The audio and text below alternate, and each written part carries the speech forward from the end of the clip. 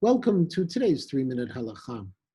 Last week, we began the discussion of the final paragraph of the Shemona Esrei, the paragraph of Elokai Netzor, the personal prayers of Mar Baravina that we have incorporated into our own Shemona Esrei as a place for our own personal prayers.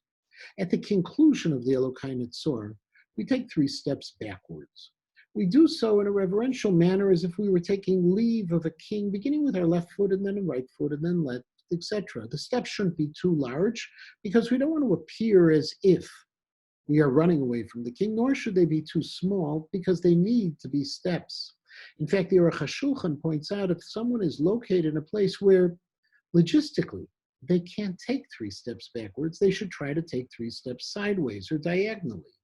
In addition, we should only take 3 steps so you don't appear better than anyone else. Why 3 steps though? The Beit Yosef in Siman Kuf Chav Gimel offers a number of different explanations, some historical, from events related to Mount Sinai, to the encounter of Nebuchadnezzar with God, and ultimately our prayers for the rebuilding of the Beit HaMikdash, and even the symbolism that we've entered into a sacred place when we say our Shemona Esrei. We've encountered God, and we need now to begin to leave that sacred place and re-enter the regular world. Or as I mentioned earlier, the symbolism of a servant leaving his master. Once you take the 3 steps, there are again a number of different customs of what you're supposed to do. The most common is that first you bow to your left with the words of Oseh Shalom. That bowing to the left is kiviyachol, as if we are facing God, which means we're bowing first to God's right, then we bow to the right, which is God's left, and then forward. In addition, some have the custom of bouncing up and down on their feet like they do during Kedusha when saying Kadosh, Kadosh, Kadosh. Unfortunately, there doesn't seem to be any source for that custom, and it may be a mistaken custom that unless if a person has a strong tradition, there is no need to continue to do. At the end of the Elokai Netzor as well, we have that phrase of V'imru Amen, which is as if we are asking for someone to respond, Amen. But who are we asking? Some have suggested that we're addressing the angels, the Malachei Asharet, and asking them to answer Amen.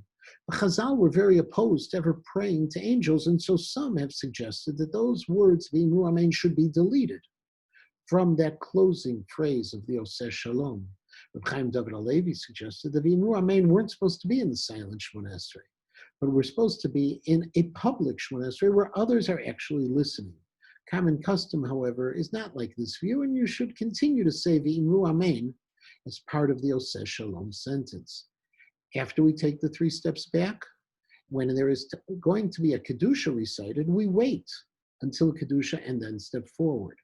When there is no Kedusha being recited, for example at Mariv, at that time you wait until the amount of time it would take you to walk Dalet Amot, 6 to 8 feet, and then step back forward and move on in the tefillot. There are some who do so even when there's going to be a Kedusha. It's a custom that is frowned upon by many, but is based on a position of the Balei HaTosfot, and there is a justification that is found among the poskim for doing so.